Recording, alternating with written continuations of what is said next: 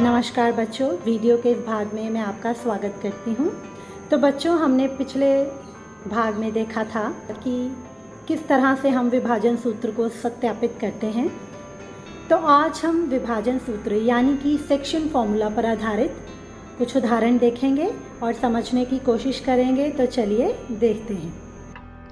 तो बच्चों, पिछली वीडियो में हमने विभाजन सूत्र का सत्यापन सीखा, यानी कि सेक्शन फॉर्मूला हम किस तरह से ड्राइव करते हैं वो हमने सीखा। तो आज हम विभाजन सूत्र यानी कि सेक्शन फॉर्मूला पर आधारित कुछ उदाहरण देखेंगे।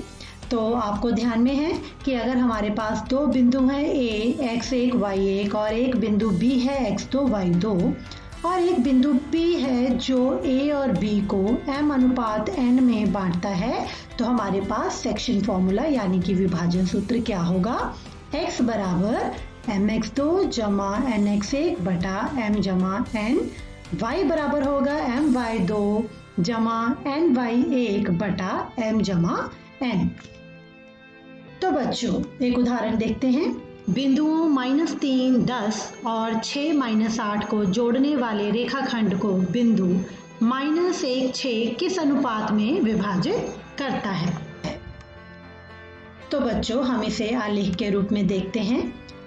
हमारे पास है पहला बिंदु A यानी कि -3, 10 जिसे हम x1 y1 लेंगे। दूसरा बिंदु है B 6, -8 जिसे हम x2 और y2 कहेंगे। तीसरा बिंदु है C -1, 6 जिसे हम x और y कहेंगे।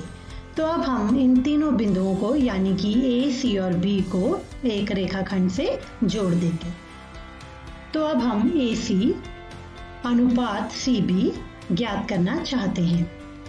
तो हम मान लेते हैं कि AC अनुपात CB है m/n, यानी कि जो बिंदु C है वो इस रेखाखंड AB को m/n में विभाजित करता है। तो अब m/n का मूल्य ज्ञात करने के लिए हमें क्या करना होगा। बिल्कुल सही, हमें विभाजन सूत्र यानी कि सेक्शन फॉर्मूला प्रयोग में लाना होगा। तो चलिए देखते हैं।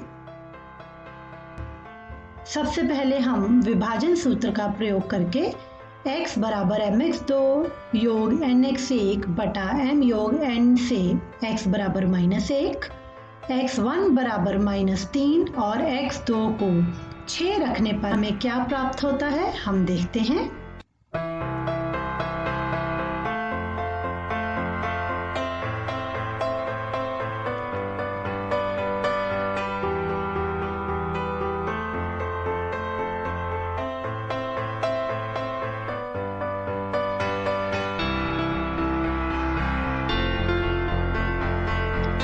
हमने देखा कि m/n हमारे पास आया 2:7, यानी कि AC अनुपात CB बराबर हुआ 2:7। उसी तरह से अब हम y बराबर my2 योग ny1 बटा m योग n से y बराबर 6, y1 बराबर 10 और y2 जब बराबर 8 रखेंगे तो हमारे पास आएगा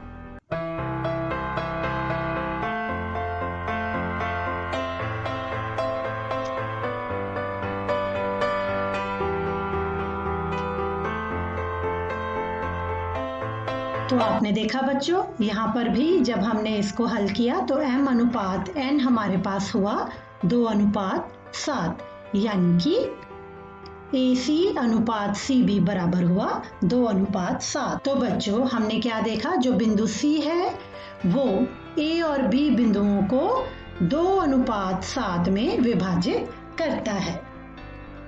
तो बच्चों, इस तरह से विभाजन सूत्र का प्रयोग करके हम अपने प्रश्नों को हल कर सकते हैं। तो मुझे उम्मीद है आपको ये भाग समझ में आया होगा। धन्यवाद।